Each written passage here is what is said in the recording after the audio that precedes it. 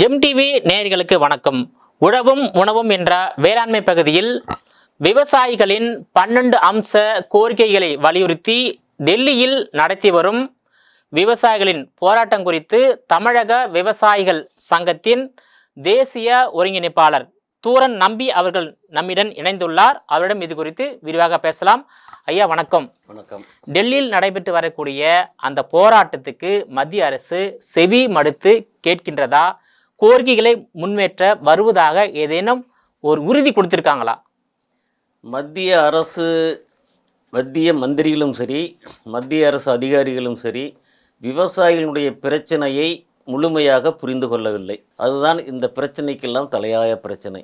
விவசாயிகளுக்கு என்ன பிரச்சனை, ஏன் கடனானது, இப்பொழுது எதற்காக போராடுகிறார்கள் என்பதை தெளிவாக புரிந்து கொண்டால் பிரச்சனைக்கு விரைவில் முடிவு கண்டுவிட முடியும். அதை எடுத்து சொல்வதற்காகத்தான் நாங்கள் பேச்சுவார்த்தைக்கு அழைப்பு விட்டு கொண்டே இருக்கிறோம். ஆனால் அவர்கள் அதை புரிந்து கொண்டு செயல்படுவதாக தெரியவில்லை. அவர்கள் ஒரு முடிவை எடுத்துக்கொண்டு நம்ம மேல் திணிக்கிறார்கள். எம்எஸ்பி என்று சொல்லக்கூடிய மினிமம் சப்போர்ட் பிரைஸ், குறைந்தபட்ச ஆதரவு விலை, குறைந்தபட்ச ஆதரவு விலை வேண்டும் என்று நாம் கேட்கின்றோம். அதற்கு சட்ட முன்வடிவும் கொடுக்க வேண்டும் என்று கேட்கின்றோம். உதாரணத்திற்கு மன்மோகன் சிங் அரசு 2013 ஃபுட் செக்யூரிட்டி ஆக்ட்னு ஒன்று கொண்டு வந்தாங்க, உணவு பாதுகாப்பு சட்டம். உணவு பாதுகாப்பு இந்தியாவிலே இருக்கின்ற 2/3 பாப்புலேஷனுக்கு, கிட்டத்தட்ட 67% விவசாய மக்களுக்கு உணவு பாதுகாப்பு கொடுக்க வேண்டும் என்று ஒரு சட்டத்தை சட்ட வடிவத்தில் சட்டத்திலே கொண்டு வந்தாங்க. உணவு பாதுகாப்பு கொடுக்க முயற்சி எடுக்கின்ற அரசு உணவு உற்பத்தியாளர்களுக்கு பாதுகாப்பு கொடுக்கணுமா வேண்டாமா? உணவு எங்கிருந்து வரும்? விவசாயிகள் உற்பத்தி செஞ்சால் தானே அவங்களுக்கு உணவு கிடைக்கும். ஆனால் விவசாயிகளை கண்டுக்கிறதே இல்லை. நீ என்னமா பண்ணுங்க, நீ செஞ்சான போன செத்தான என்று எதை பற்றியும் கவலைப்படாமல் இவர்கள் அதாவது கன்சியூமரை பற்றி தான் கவலைப்பட்டார்களே தவிர விவசாய உற்பத்தியாளர்களை பற்றி ஒருபோதும் எந்த அரசும் கவலைப்பட்டதாக தெரியவில்லை. ஸோ இந்த சூழலினால் தொடர்ந்து விவசாயிகளுக்கு கடன் கூடிக்கொண்டே வந்தது. பசுமை புரட்சி வருவதற்கு முன்பு விவசாயிகள் கடன் இல்லாமல் நிம்மதியாக விவசாயம் செய்து கொண்டு வாழ்ந்தார்கள். பசுமை புரட்சி புகுந்தது, வீரிய ஒட்டு ரக விதை கொடுத்தார்கள், ரசாயன உரம் கொடுத்தார்கள், பூச்சிக்கொல்லி மருந்து கொடுத்தார்கள். இதையெல்லாம் மரபணு மாற்றப்பட்ட விதையும் கொடுத்தாங்க. கலப்பின விதை, அதான் கலப்பனை விதம் என்பது வீரிய ஒட்டு ரகம். வீரிய ஒட்டு ரகம், கலப்பினம் என்பது அல்லது வீரிய ஒட்டு ரக விதையை கொடுத்தார்கள். ஸோ இதனால் விளைச்சல் கூடியது, செலவும் கூடியது. மக்கள் இந்தியா உணவு பஞ்சத்திலே இருந்து விடுதலை கிடைத்தது, எல்லோருக்கும் சாப்பாடு கிடைத்தது. அதில் எந்த மாறுபட்ட கருத்து எங்களுக்கும் இல்லை.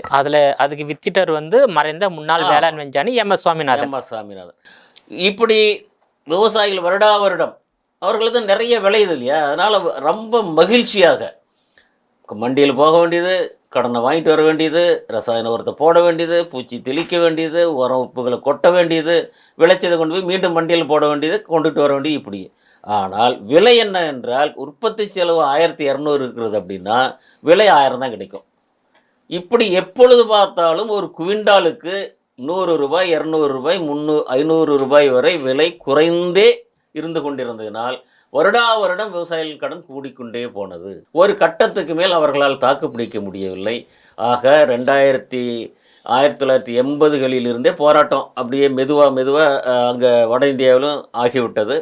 அந்த போராட்ட காலகட்டத்திலிருந்து நானும் ஒரு உறுப்பினராக கலந்து கொண்டிருக்கின்றேன். அப்பொழுது மகேந்திர சிங் திகாய்த் என்ற ஒரு பெரிய மாபெரும் தலைவர் இந்த விவசாயிகள் சங்கத்தை முன்னெடுத்து சென்று கொண்டிருந்தார். இப்படி போராட்டங்கள் தொடர்ந்து வர வர வர வர மத்திய அரசு தேர்தலுக்காக மட்டும் அவ்வப்போது சிறு சிறு சலுகைகளை அறிவித்தார்களே ஒழிய, உட்கார வச்சு விவசாயிகள் உண்மையான பிரச்சனை என்று பேசி இருந்திருந்தால் விவசாயிகளுக்கு இவ்வளோ பெரிய பிரச்சனை ஆகியிருக்காது. இன்றைக்கி இவ்வளோ பெரிய போராட்டத்தை சந்திக்க வேண்டிய ஒரு அவல நிலையும் ஏற்பட்டிருக்காது. 1970 ஆண்டுகளுக்கு முன்பாக விவசாயிகள் கடன் இல்லாமல் வாழ்ந்தாங்கன்னு சொல்கிறீங்க. ஆனால் விவசாயிகள் பொதுமக்கள் உணவு இல்லாமல் மரணம் அடைந்திருக்காங்க. 1942ஆம் ஆண்டு வங்காளத்தில் உணவு பஞ்சம் ஏற்பட்டு 40 லட்சத்துக்கு மேற்பட்ட மக்கள் செத்து மடிந்தாங்க. அந்த ஒரு சம்பவம் நடந்திருக்கு. அதன் பிறகுதான் பசுமை புரட்சி கொண்டு குறுகிய காலத்துல அதிக மகசூல் எடுக்கக்கூடிய ஒரு திட்டத்தை தான் எம்.எஸ். சுவாமிநாதன் கொண்டு வந்தாரு. ஆனா அது விளைவு என்னன்னாக்கா உணவு நஞ்சாக மாறியது.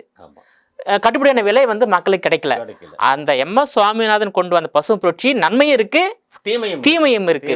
அந்த தீமையை களைய வேண்டிய பொறுப்பு தற்போது உள்ள மத்திய அரசுக்கும் உள்ளது, மாநில அரசுக்கும் உள்ளது. அதை பற்றி இந்த அரசு இரண்டுமே சிந்திப்பதே இல்லை. அதான் சொல்றதுவா, ஒவ்வொரு நாட்டுக்கும் சட்டி ஏந்திய பிச்சை பாத்திரம் ஏந்திய இந்திய மக்களுக்கு தன்னிறைவு அடைகின்ற அளவுக்கு உற்பத்தியை பெருக்கி கொடுத்து விவசாயி காப்பாற்றணுமா வேண்டாமா? அவன் தற்கொலையில் செத்துன்னு இருக்கான். அதை பற்றி அரசாங்கம் சிந்திக்கிறதே இல்லை. விவசாயிகள் செத்தானா போனானா என்பதை பற்றி கண்டுக்கிறதே இல்லை. ஏன் என்பதை பற்றி தான் விவசாயிகள் போராட வேண்டிய ஒரு சூழல் இன்றைக்கு இந்த அளவுக்கு வளர்ந்திருக்கு. குறிப்பாக உணவு தானியங்களை அதிகமாக உற்பத்தி செய்கின்ற மாநிலங்கள் ஹரியானா, பஞ்சாப், உத்தரப்பிரதேசம், ஈவன் ஆந்திரா போன்ற பகுதிகளில் தான் நெல் அதிகமாக உற்பத்தி செய்கிறாங்க. வட இந்தியாவில் கோதுமை உற்பத்தி செய்கிறார்கள். இது எல்லாமே உணவு தானியங்கள் என்ற காரணத்தினால் அரசாங்கம் விலை கொஞ்சம் கூடுனா கூட வெளிநாட்டிலிருந்து இறக்குமதி செய்து இந்த விலையை ஒரு அளவுக்கு மேல் உயராமல் தடுத்து விடுறாங்க. விவசாயிகளுக்கு சுதந்திரம் என்பதே கிடையாது. எல்லாருக்கும் சுதந்திரம் கிடைச்சது. ஆனால் விவசாய உற்பத்தி பொருட்களை வெளிநாட்டில் அவங்க சுதந்திரமாக விற்பதற்கு அனுமதி கிடையாது. கட்டுப்படியான விலையும் கொடுப்பதில்லை. அவன் எங்கும் வெளியில் விற்பதற்கும் அனுமதி இல்லை. இப்படி ஒரு கட்டுப்பாடுகளை மட்டும் விவசாயிகள் மேலே திணித்து இன்றைய விவசாயிகள் வேறு வழியே இல்லாமல் போராட வேண்டிய ஒரு சூழலுக்கு வந்திருக்காங்க. இப்போ நம்ம மீண்டும் மத்திய அரசாங்கோட நம்முடைய கோரிக்கை என்னென்னா, விவசாயிகளுக்கு ஏன் கடனாச்சு, எப்படி கடனாச்சு, அதற்கு ஒரு விலை கொடுக்கணும்னு சொல்லிட்டு MS சாமிநாதன் இப்போ அறிக்கை கொடுத்துருக்காரு. என்ன கொடுத்துருக்காரு? C2+50. C2 என்பது உற்பத்தி செலவு ப்ளஸ் 50% விலை கூட்டி, உற்பத்தி செய்த விலையில இருந்து ஒரு 50% விலையை கூட்டி கொடுக்கணும். ஆமாம், அது 50. என்ன அது எப்படின்னா, இப்போ உதாரணத்துக்கு கிட்டத்தட்ட ஒரு 7 ஆண்டுகளுக்கு முன்னாமல் தமிழ்நாடு அக்ரிகல்ச்சர் பல்கலைக்கழக யூனிவர்சிட்டியில் போய் நெல் உற்பத்திக்கு என்ன செலவாகிறது என்பதை நாங்கள் கேட்டோம். கிட்டத்தட்ட ஒரு குவிண்டால் நெல் உற்பத்தி செய்கிறதுக்கு 2000 ரூபா செலவாகுதுன்னு சொன்னாங்க. அப்போ அவங்களுடைய கணக்குப்படி பார்த்திங்கன்னா 2000 + 1000 3000 ரூபா விலை நிர்ணயம் செய்யணும்.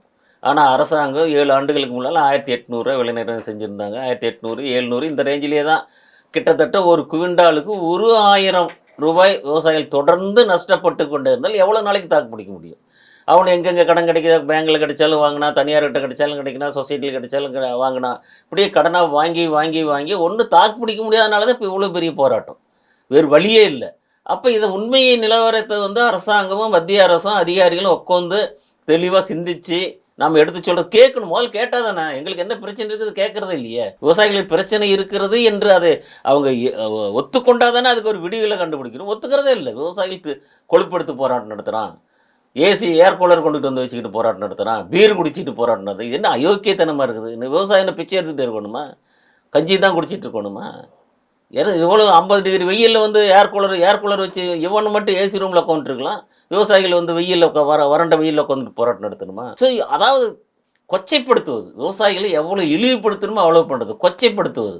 காரி துப்புனா எச்சல் போய் விழும். அவ்வளோ பக்கத்தில் டெல்லியில் போராட்டம் நடத்திட்டு இருக்கிறோம். ஏன் பிரைம் மினிஸ்டரால் உட்காந்து எங்களால் ஒரு நாளைக்கு பேச்சுவார்த்தை நடத்த முடியாதா? ஆக விவசாயிகளை ரொம்ப துச்சமாக மதிக்கிறார்கள். இதனுடைய விளைவு ரொம்ப மோசமாக இருக்கும். அதை மட்டும் தெளிவாக புரிஞ்சுக்கலாம். இப்போ இன்றைக்கு மினிமம் சப்போர்ட் ப்ரைஸ் என்ன கொடுத்துருக்காங்கன்னா, நெல்லுக்கு சன்ன ரகத்துக்கு 2310 ரூபா கொடுத்துருக்கான். கொஞ்சம் மோட்டார் ரகத்துக்கு 2023 ரூபாய் 30 ரூபா ப்ளஸ் ஆர் மைனஸ் அந்த ரேஞ்சில் கொடுத்துருக்கான். ஆனால் இன்றைக்கி நம்ம ஊரில் என்ன ரேட்டுக்கு விற்கிது தெரியுங்களா? நெல் ஒரு குவிண்டால் நெல் 3200 ரூபாய்க்கு விற்கிது.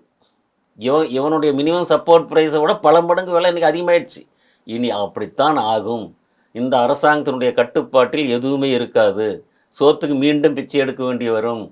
48 போய் வங்காள பஞ்சம் அதோட இன்னொரு பஞ்சம் கட்டாயம் வந்தே தீரும். ஏன்னா விவசாயத்தை யாரும் செய்ய விரும்பலை. எல்லாரும் வெளியேறியாச்சு. இப்படி நடக்கும் ஐயா அப்படின்னு நாங்கள் எவ்வளோ முறை சொன்னாலும் அரசாங்கம் அதை பற்றி காதலியை வாங்கிக்கிறது இல்லை.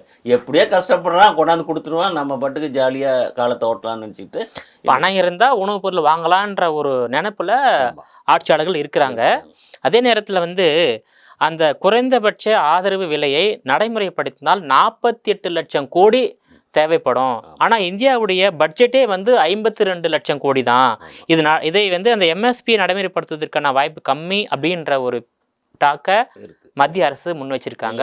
இது எப்படி பார்க்குறீங்க சார்? நான் ஒரு விவசாயியை நான் அதை ஏற்றுக்கிறேன். என்னை கொண்டு போய் பிரைம் மினிஸ்டர் இடத்துல உட்கார வச்சாலும் நானும் அதை செய்ய முடியாது. ஆனால் ஏன் முடியாது என்பதை அவர்கள் முதல் புரிஞ்சுக்கணும். அதை விவசாயத்தை பற்றி புரிஞ்சிக்கவே இல்லையே. இப்போ நாம் என்ன கேட்குறோம்னா, இப்போ உற்பத்தியை வந்து இந்த வருஷம் வந்து 330 மில்லியன் டன் உணவு உற்பத்தி மொத்தமாக வந்திருக்கு. நீங்கள் 330 மில்லியன் டன்னு நீங்கள் விலைக்கு வாங்க வேண்டாம். அதில் வந்து பாதி வந்து விவசாயிகளை அவன் உற்பத்தி செய்கிறது அவனே சாப்பிட்றான். இன்னும் கொஞ்சம் மிச்சம் இருக்கிறது நீங்கள் வந்து பிடிஎஸ் ஸ்கீமுக்கு அதுக்கெல்லாம் ப்ரிக்யூர் பண்ணிடுறீங்க. ஏதோ ரேட்டை போட்டு ப்ரிக்யூர் கம்மியாக அதெல்லாம் விட்டுருங்க. அது போக மிச்சம் இருக்கிறது தான் விற்பனைக்கு வருது. அதற்கு மட்டும் நம்ம அரசாங்கம் வந்து ஒரு ரெகுலேட்டட் மார்க்கெட் வேணுங்கிறோம். அதுக்கு ஏபிஎம்சி மாதிரி ரெகுலேட்டட் மார்க்கெட் ஒவ்வொரு மாநிலத்துக்கும் வேணும். அந்த மாநிலத்தில் கொண்டு போய் நெல் விற்பனை செஞ்சால் எல்லா உலகத்தில் இருந்தும் சரி, எங்கே இருந்தாலும் சரி வியாபாரிகள் வரட்டும். இப்போ விலை நிர்ணயம் வந்து எம்எஸ்பி சப்போஸ் 2500 ஃபிக்ஸ் பண்ணுறாங்கன்னு வைங்க. நம்ம கேட்கறது கொடுக்காட்டி போனால் ஏதோ ஒன்று கொடுக்கட்டும். ஒரு குவிண்டால் நெல்லுக்கு 2500 கொடுக்குறான். 2500க்கு மேலே விற்றால் நீங்கள் ஒன்றும் கொடுக்கணும், அம்பாட்டு விற்றுட்டு அம்பாட்டு காசு வாங்கிட்டு போகிறேன். உங்களுக்கு செலவே இல்லைல்ல. ஒருவேளை 2400க்கு தான் விற்குதுன்னா அந்த 100 ரூபா மட்டும் கொடுத்தா போதும். எதுக்கு நீ ஒட்டு மொத்தமாக 3200 மில்லியன் டன்னுக்கும் சேர்த்து நீ விலை நிர்ணயம் பண்ணி பைத்தியக்காரனா? நம்ம எல்லாத்தையும் நீ வாங்குறியா? நீ எவ்வளோ வாங்குறியா அதுக்கு மட்டும் அந்த டிஃப்ரென்ஸ் மட்டும், அதுக்கு 1 லட்சம் கோடி இருந்தால் போதும். என்னுடைய கணிப்பு 1 லட்சம் கோடியில் இன்னும் கொஞ்சம் கூடுதலாகலாம். அது ஒன்றும் பெரிய முடியாதுங்கிற காரியம் இல்லை. ஆனால் அந்த அதிகாரிகள் வந்து இப்படி பொய்யை சொல்லி அரசாங்கத்தையும் குழப்புறான், மக்களையும் குழப்புறான். பூரா விவசாயிகளுக்கு வந்து நான் 50 லட்சம் கோடி விவசாயிகளுக்கு போயிட்டால் மக்கள் மற்ற வேலை பண்ண வேண்டாமா, மற்ற துறைக்கு செலவு பண்ண வேண்டாமா? இப்படி பைத்தியக்காரன் கூட இந்த கேள்வி கேட்க மாட்டான். இப்போ அரசாங்க அதிகாரிகள் தான் வந்து விவசாயிகளையும் ஆட்சியாளர்களையும் குழப்பிட்டு வராங்க. அரசு அதிகாரிகள் தான் மாதிரி முட்டாள்கள் வந்து ஒரு முறை சொன்னார், அரசு அதி புத்திசாலி அரசு அதிகாரியானால் ரிட்டையர் ஆகும்போது அதி முட்டாளாக தான் வருவானாங்க. அது 100% உண்மை. இன்றைக்கு வந்து இந்தியாவை கெடுப்பது ஐஏஎஸ் அண்ட் ஐபிஎஸ் அதிகாரிகள் தான். அவங்க சொல்கிறது தான் வேத வாக்குன்னு அரசாங்கம் ஏற்றுக்குது. ஆனால் அவனுங்களுக்கு எதை பற்றிய சிந்தனையும் கிடையாது. அதிகார திமிரு, அதிகார ஆணவம், அது மட்டும்தான் இருக்குது. அவனுக்கு போய் ஆட்சியாளர்கிட்ட நம்ம நெருக்கமாக இருக்கிறதுனால எதையோ ஒரு பொய்யை சொல்லி அதை கன்வின்ஸ் பண்ணிட்டு வந்துடுறாங்க. இப்போ நம்ம விவசாயிகளுக்கு ஒன்றுமே தெரியாது, ஒன்றெல்லாம் கோவனாண்டி. ஒரே ஒரு சின்ன உதாரணம் சொல்கிறேங்க, இது மட்டும் நீங்கள் பாருங்கள்.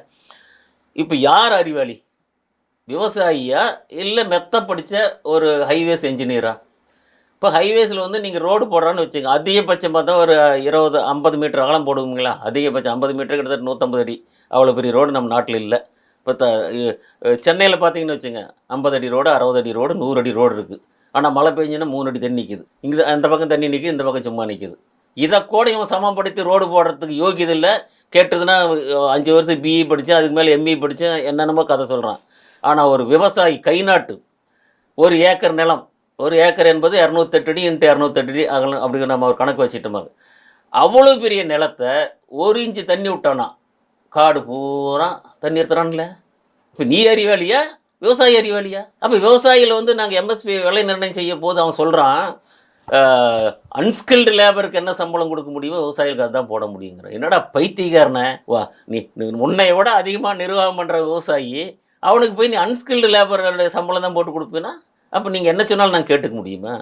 அதனால் அரசாங்கத்திடம் வந்து அதிகாரிகளிடம் இருந்து ஒரு தெளிவான சிந்தனையே கிடையாது, விவசாயத்தை பற்றிய அறிவும் கிடையாது. இப்போ வந்து நீங்கள் 12 அம்ச கோரிக்கையை வலியுறுத்தி டெல்லியில், ஹரியானா, பஞ்சாப் போன்ற மாநிலங்களில் தொடர்ந்து விவசாயிகள் போராட்டத்தை கையில் எடுத்து நடத்திட்டு வரீங்க.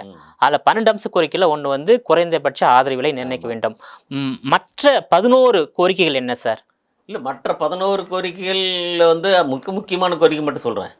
மிக முக்கியமான கோரிக்கை வந்து இருக்கிற கடனை தள்ளுபடி பண்ணணும். உங்களுடைய விரிவான தகவலுக்கு ரொம்ப நன்றி ஐயா. நன்றி, வணக்கம். நேயர்களே, மீண்டும் இது போன்ற மற்றொரு நிகழ்ச்சியில் மற்றொரு ஆளுமையுடன் சந்திக்கும் வரை உங்களிடமிருந்து விடைபெறுவது நான் உங்கள் விஜயபாலன்.